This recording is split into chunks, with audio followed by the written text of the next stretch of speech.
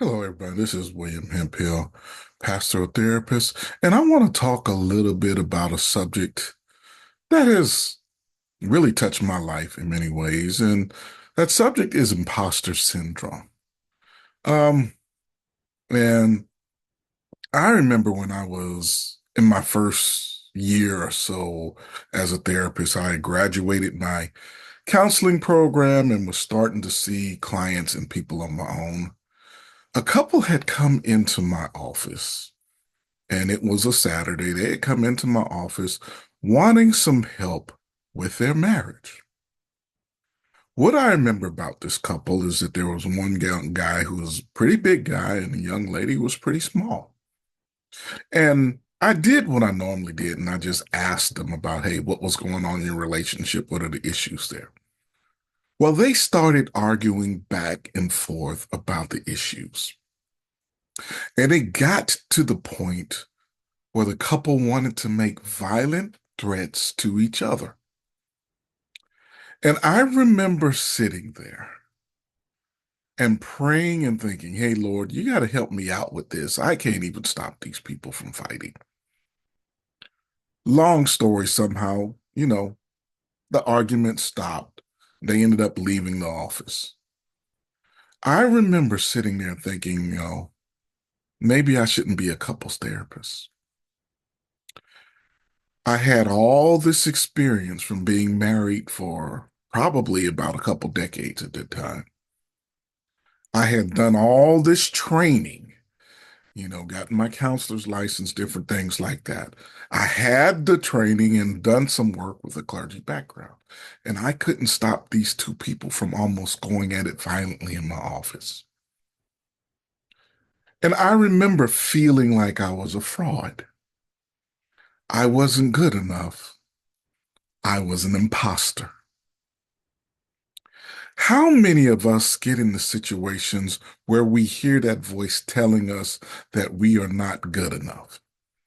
We hear that voice telling us that we won't be able to accomplish that goal that we're reaching out for. How many of us hear that voice that says, hey, we don't belong in these situations. We're not good enough. We can't start a business. We can't grow in our faith. We can't have a successful relationship. All these different voices that talk to us. And really, that's what imposter syndrome is. That nagging voice that tells us that we're not good enough. And because we hear that voice and listen to that voice, we keep ourselves from stepping out or accomplishing things that could make a difference in our lives and bless other people. As I look back to my story, I was a beginning therapist. As a matter of fact, I was in supervision then. And so the good thing was that I had a case to take to supervision. And I remember talking to my supervisor at the time, and I was saying, hey, I don't know if I can do this, man. These folk were about to throw down in my office, and I couldn't even get to the issues because they were so reactive. He told me a couple things that were important. He said, number one, you are just learning the skills of therapy and couples therapy. And one of the things he said, the skills for couples therapy was different than the skills for individual therapy. And so he told me that the skills were different and I had to learn some of the skills. The second thing he told me to, and that was very important, was he said, man, you got to keep practicing. You got to keep taking the reps because as you take the reps and see more couples, you will get better. You will get stronger. You will understand your strengths. You will understand your weaknesses. You will learn how to navigate all of these things. In other words, he gave me some key wisdom that helped me to deal with the imposter syndrome of not feeling good enough. Now, as I look back on it today, many years later, I've counseled hundreds of couples. I've done tons of couples intensives, and I've been blessed to be able to help a lot of people restore their marriages. But imagine if I would have quit. Imagine if I would have listened to that voice inside that said, hey, man, you're not good enough. You're not a failure. You can't even help these people solve these problems.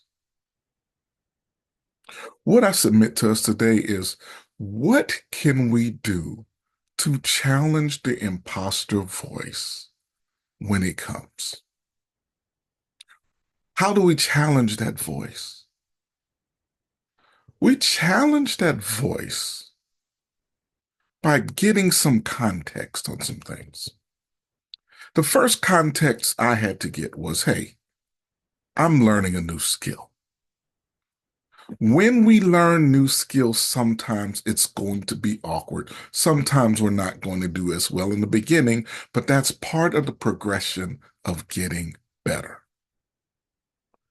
Two, we invest in ourselves.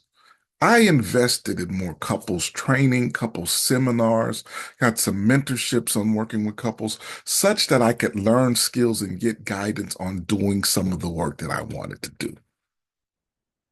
So we start at the beginning, we learn skills, we invest in ourselves to keep growing. And three, we keep practicing.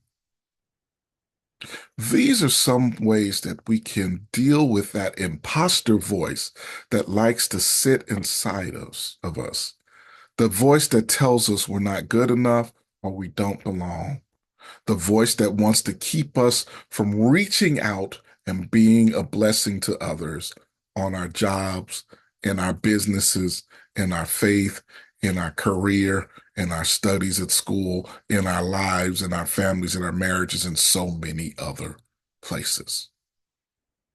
So I hope this little talk just gives you some encouragement about understanding what imposter syndrome is. And we'll talk more about how it shows up in our lives and how we can combat it in our lives so we can be successful in all areas of life. This is William Hemphill, pastoral therapist. Thank you so much for joining us today. Have a wonderful day.